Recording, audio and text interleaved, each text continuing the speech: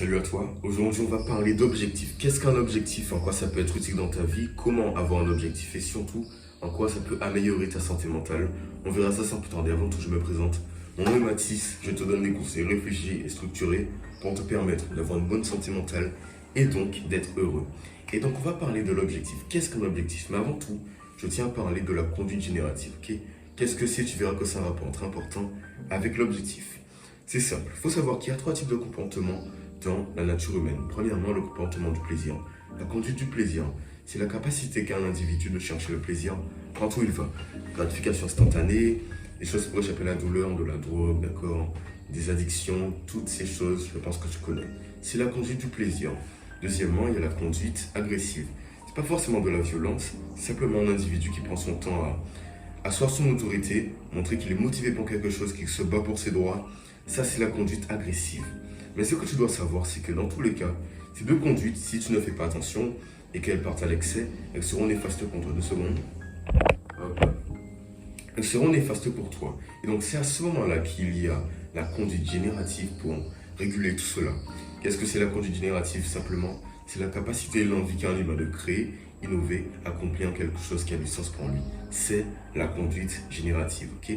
Et si on prend son temps pour s'attarder sur tout cela, cette définition, c'est exactement la même que celle de l'objectif, ok? Donc, l'objectif, c'est la même chose. Tu as un but, tu veux l'atteindre, tu fais plus ou moins de sacrifices pour arriver où tu veux arriver. Prenons un exemple tout simple. Imaginons que tu veux faire pompier. Depuis très longtemps, tu veux faire pompier, ça t'a beaucoup plu, tu fais tes études, tu es pompier. Tu es en plein dans ta conduite générative parce que tu as atteint ton objectif et donc tu auras toujours moins de chances d'avoir une mauvaise santé mentale qu'un autre qui ne voulait pas faire pompier parce que tu as choisi ce que tu voulais faire et donc tu es heureux. Je pense que tu as compris. Et puis maintenant, comment avoir un objectif pour être heureux et avoir une bonne santé mentale? C'est simple. Déjà, qu'est-ce qu'un objectif? On l'a défini. Et donc pour cela, il y a 4 étapes précises pour réellement avoir un objectif précis et qui te correspond à toi, pas un que je vais te donner. Donc prenons un exemple tout simple. Première étape, tu t'assois sur ton bureau, tu prends un stylo, un cahier et tu te poses la question sans distraction, sans téléphone, est-ce que je suis parfait? Dans 99% des cas, tu me diras non, je ne suis pas parfait. Et s'il y a 1% qui disent que oui, vous êtes soit dans le déni, soit vous n'êtes pas humain, vous êtes déçu. Mais ça m'étonnerait réellement. Et donc, tu te demandes la question, tu te poses la question, est-ce que tu es parfait? Tu n'es pas parfait, donc tu vas l'écrire. Et la deuxième étape, c'est simplement de se demander, qu'est-ce que je pourrais faire de plus pour me rapprocher peu à peu de la perfection?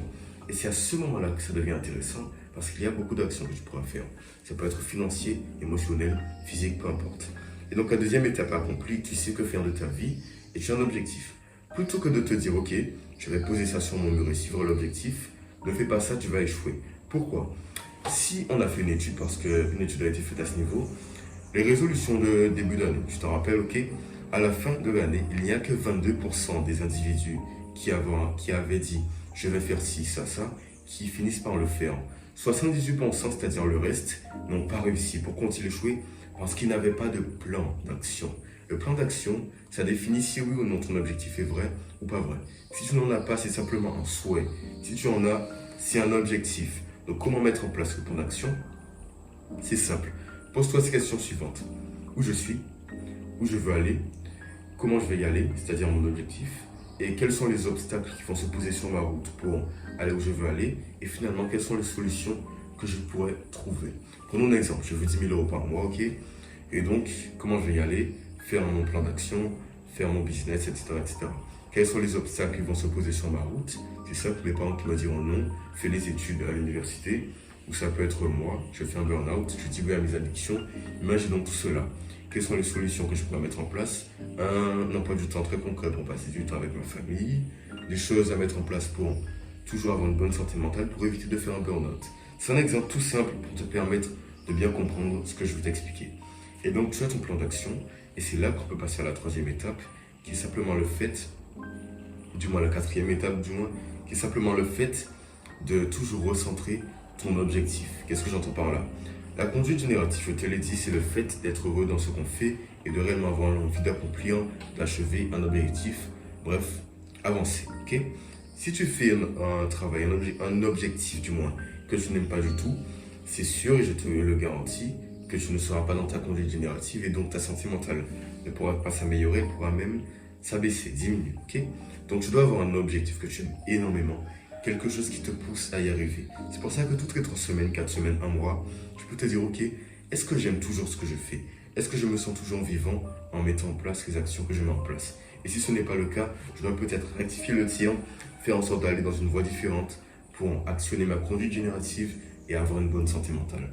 Et puis maintenant, tu vas me demander, finalement, est-ce que tu ne dis pas des conneries? Est-ce que je ne dis pas des conneries?